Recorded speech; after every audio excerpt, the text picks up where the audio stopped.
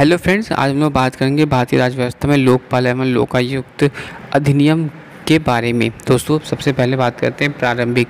तो पहला लघु शीर्षक विस्तार आवेदन तथा प्रारंभ, फिर परिभाषा, फिर लोकपाल की स्थापना, चयन समिति की अनुशंसाओं पर अध्यक्ष तथा अन्य सदस्यों की नियुक्ति, अध्यक्ष या सदस्यों के रिक्तों का भरना, फिर छठा अध्यक्ष तथा सदस्यों का कार्यकाल, सातवां अध्यक्ष तथा सदस्यों के वेतन तथा सेवा की अंतशर्तें, आठवां पद मुक्ति के बाद अध्यक्ष तथा सदस्यों के लिए किए जाने वाली नियुक्तियों पर रोक, नवा कुछ परिस्थितियों के अध्यक्ष के रूप में सदस्य कार्य कर सकते हैं, दसवां सचिव अन्य अधिकारी तथा लोकपाल के अधीन कर्मी, फिर 11वां जांच प्रशाखा, 12वां अभियोजन प्रशाखा, 13वां भारत की संचित निधि से लोकपाल का व्यय लिया जाएगा। जांच संबंधी क्षेत्राधिकार, इसमें आता क्रम संख्या 14 जो कि लोकपाल का अधिकार क्षेत्र के अंतर्गत प्रधानमंत्री, मंत्रीगण, सांसद, केंद्र सरकार के ग्रुप ए, बी, सी और बी के अधिकारी तथा अन्य अधिकारी होंगे।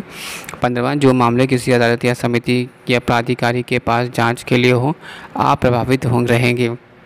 जबकि 16वां लोकपाल की पीठों का गठन, 17वां पीठों के बीच काम का बंटवारा, जबकि 18वां केसों के हस्तांतरण का अध्यक्ष का अधिकार, 19वां बहुमत द्वारा फैसला।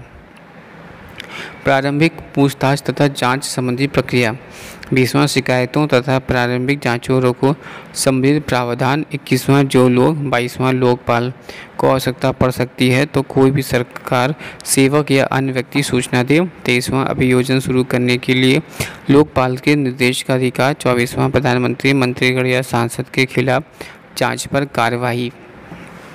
आगे बात करते हैं तो लोकपाल की शक्तियाँ, 25वां लोकपाल के निरीक्षण कार्य के अधिकार, 26वां छानबीन पर जब्ती, 27वां कुछ मामलों में लोकपाल के पास सिविल कोर्ट का अधिकार, 28वां केंद्र राज्य सरकारों के अधिकारों की सेवा लेने का अधिकार, 29वां संपत्ति की अंतरिम जब्ती। क्रम संख्या 30 की बात करते हैं तो संपत्ति की अंतरिम जब्ती की पुष्टि, 31 की बात करते हैं तो विशेष स्थिति में भ्रष्ट तरीकों से प्राप्त संपत्ति, आय, प्राप्तियां तथा लाभ की जब्ती। 32 की बात करें तो भ्रष्टाचार के आरोपों से जुड़े सरकारी सेवक के तबादले या निलंबन की अनुशंसा का लोकपाल का अधिकार। 33 की बात करें तो प्रारंभिक जांच के दौरान दस्तावेजों के नुकसान को रोकने के लिए लोकपाल का निर्देश देने का अधिकार। और 34वां प्रत्यायोजन का अधिकार। विशेष अदालत में बात करते हैं तो क्रम संख्या 35 में विशेष अदालतें केंद्र सरकार गठित करेगी। 36वां कुछ मामलों में औपचारिक समझौता करने वाले राज्य का अनुरोध पत्र। 37वां अध्यक्ष सदस्य लोकपाल के अधिकारियों के खिलाफ शिकायतों में बात करते हैं तो लोकपाल के अध्यक्ष सदस्य अधिकारियों के खिलाफ शिकायतें। 38वां लोकपाल के अध्यक्ष सदस्यों को हटाने और निलंबित करने की कार्रवाई। नेक्स्ट 39वां विशेष अदालत द्वारा तत्व संबंधी हानि एवं वसूली का आकलन।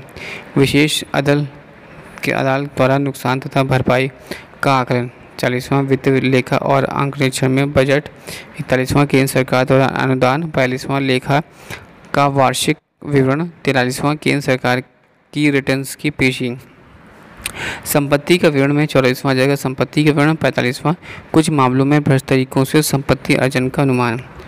नेक्स्ट बात करते हैं दोष एवं दंड। तो 46 में किसी सरकारी सेवक के खिलाफ गलत शिकायत पर अभियोजन तथा उसे हर्जाना दिलवाना। 47 समाज या लोक संगठन या ट्रस्ट द्वारा की गई गलत शिकायत। विविध में बात करते हैं 48 लोकपाल की रिपोर्ट। 49 लोकपाल के एक अपीलीय प्राधिकरण की तरह काम करेगा। जहां सही मंशा से किसी सरकारी सेवक द्वारा किए काम का बचाव। 51 सही मंशा से दूसरों द्वारा किए गए काम का बचाव। 52 लोकपाल के सदस्य, अधिकारी तथा कर्मचारी सरकारी सेवक ही रहेंगे। 53 कुछ मामलों में आवेदन पर बंधन। 54 क्षेत्राधिकार पर रोक। 55 कानूनी सहायता। 56 एक्ट का सर्वोपरि प्रभाव होगा।